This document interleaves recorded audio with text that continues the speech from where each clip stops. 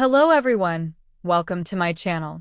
I hope everyone is having a wonderful day. Before starting the video, please go ahead and hit the subscribe button and give this video a like up. Ashley confirms Traci's worst fears, and Chance corners Alan. Wednesday, April 9th, 2025. Today on The Young and the Restless, Jack and Ashley ride to Traci's rescue. Phyllis questions Summer's choices, and Traci demands the truth. In the jazz lounge, Jack listens as Alan asks Traci to explain. He puts it on speaker, so Ashley can hear them too. Jack tells his sister that's Alan or Martin. He's with their sister now. In Traci's suite, Alan confronts her about her unilateral decision to cancel the wedding. She says she's merely postponing and never imagined he'd react with anger.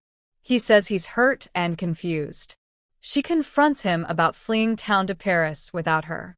She wants to know what the surprise was that he had planned for her. He says it doesn't matter now. Everything's changed. In the jazz lounge, Jack tells Ashley, she needs us now. They take off up the stairs toward Traci's suite. In Traci's suite, Alan asks why her hand is in her pocket. Is she hiding something? Traci gets upset that their conversation has spiraled. She wants them to be on the same side. He thinks she was frightened of him when he arrived. She denies it. She's frightened now because he's so upset so quickly. He fumes. It's ruined. He never should have come back. Traci says it breaks her heart to hear him say that. She asks him to leave before they say something they regret. Alan apologizes for acting like an ass, but something has changed. He could see it in her eyes. It was not the look of a woman in love. Traci asks how she could look at him any other way. Alan says something must have happened. He urges her to be honest. I'll tell you anything you want to know. Just then, Jack knocks and calls out. Alan frowns and turns on Traci. Is that your phone you're holding? Did you signal Jack to save you? Traci exclaims, why would I signal Jack to save me? Save me from what? She walks past Alan to open the door. Traci cries as Jack walks in, saying someone really wanted to see her. Ashley hugs Traci as Jack walks over to tell Alan his sister missed him while he was away. Ashley greets Alan and congratulates him on the wedding news. He says that may be premature. Phyllis updates Summer. Phyllis arrives at Crimson Lights and finds Summer sitting alone. They discuss Harrison, and then Phyllis senses something is going on. Summer evades by asking about her case.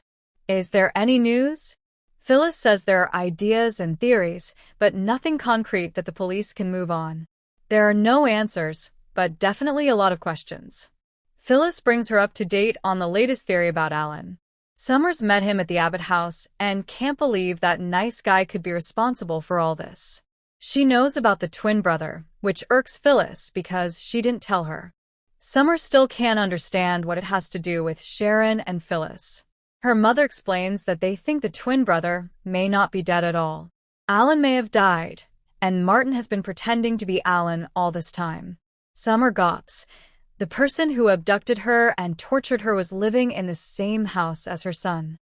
Summer freaks out as Phyllis tries to reassure her, and then apologizes for making it about herself. Phyllis tells her Alan is out of the country and won't be back because he'll find out they're onto him. Neither of them understand why he did it, but Phyllis vows to look him in the eye and make him talk. Summer worries that Traci is in a lot of danger. Phyllis has faith in Chance. She asks about their relationship, but Summer tries to evade the subject. Phyllis becomes more convinced something is happening. Summer sighs. She tells her mom that Chance made it pretty clear things are done between them. Phyllis recaps the drama and stress Summer and Chance have had between Daniel's case and hers. They never got to be a normal couple. Summer thought there was still hope for them, but Chance realized she's not completely over Kyle. Phyllis finds this amusing, but Summer explains Chance has noticed that she resents Claire being around all the time. Phyllis can understand that. Those are normal emotions. Summer questions, is that all that it is? I don't know. She can't ask Chance to wait around while she figures out her feelings for another person. How did I let everything get so messy? Phyllis gawps. Oh, no. You're not going to try and make a play for Kyle, are you? Chance brings news. At Sharon's place, she tells Nick she's trying to remember if she said anything about Phyllis during her hypnosis sessions. Nick's sure she didn't, and even if she did, it wouldn't be a reason to lock them up together. Sharon worries that Traci must be spiraling right now. Nick points out that they don't know if it's Alan or Martin, only that the woman he's engaged to thinks he's guilty. That's enough for him. Sharon talks about the voice taunting them. It felt personal. Why us? Nick is more and more convinced it's Alan. Sharon and Nick continue to go over it. Sharon marvels that Alan helped her to clear her name and kept her out of prison, only to become her jailer? I trusted him. Nick points out that they all did, Chance included. Nothing about him seemed off. A knock comes at the door. It's Chance with news that couldn't wait. Chance reveals that they found a video monitor set up in the farmhouse. It was connected to the room in the clinic that Sharon and Phyllis were in. Sharon realizes he was never in the same building. When they were dying, he never intended to step in. Chance says they also found their phones. Nick asks if he's any closer to determining who is using it as a base camp. Chance says they're examining fingerprints. They're close. Nick asks what the next move is. Chance will get Martin's fingerprints from an arrest in Paris years ago. Suddenly, Chance gets a text from Jack that Alan is back. He tells them he has to follow a lead and exits. Sharon recaps that they're getting closer to the end of this nightmare. Nick says the monster who did this needs to be found and face real justice. Sharon's out of patience and energy. She's being worn down by these past few months. They have to find the guilty party and put him in a cell. This has to be the end of it. Nick admires Sharon's fighting spirit. He's forever impressed by her strength. Sharon feels she hasn't had much choice, but tells Nick it means a lot that he sees her that way. Nick will never stop believing in her. They need Chance to make a connection to Alan and to speak to the man very soon. Ashley confirms Traci's worst fear. In Traci's room, Jack asks Alan why congratulations would be premature. He apologizes if it's about him moving the wedding to the house. Alan prompts Traci to explain. She says she wanted to slow down. Jack and Ashley back her up. Ashley reminds Alan that he once told her it was good to delay gratification. Alan cuts her off and complains that he came home to a totally different woman. He wonders if someone said something to her to change her mind.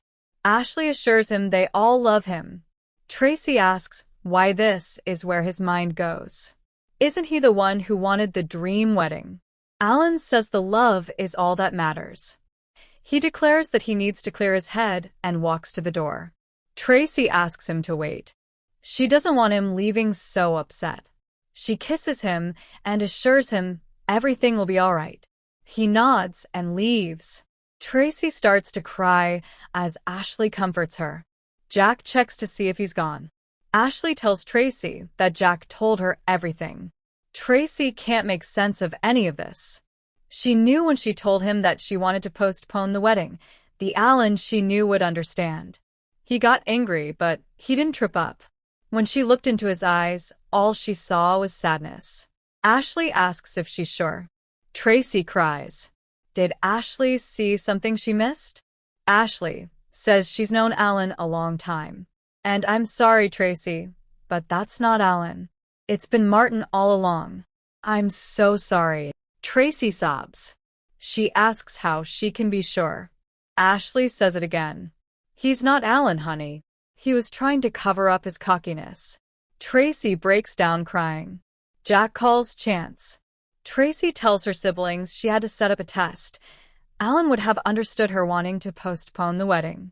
She admits she was terrified when he came back early. Jack's thankful Ashley was there. She reminded him to be calm at the door. Ashley says Martin is incredibly dangerous, an unhinged psychopath. She learned in the clinic that it wasn't her fault she couldn't tell he wasn't Alan. Traci laments her instincts. She fell in love with a monster. Ashley cries that she's sorry she didn't realize sooner, but it's not Alan, it's Martin. Traci exits suddenly with an alarmed Jack and Ashley on her heels. Alan/Martin confronted. In the dining room, Chance takes Jack's call and learns that Ashley is convinced Alan is Martin. He left and they don't know if or when he's coming back.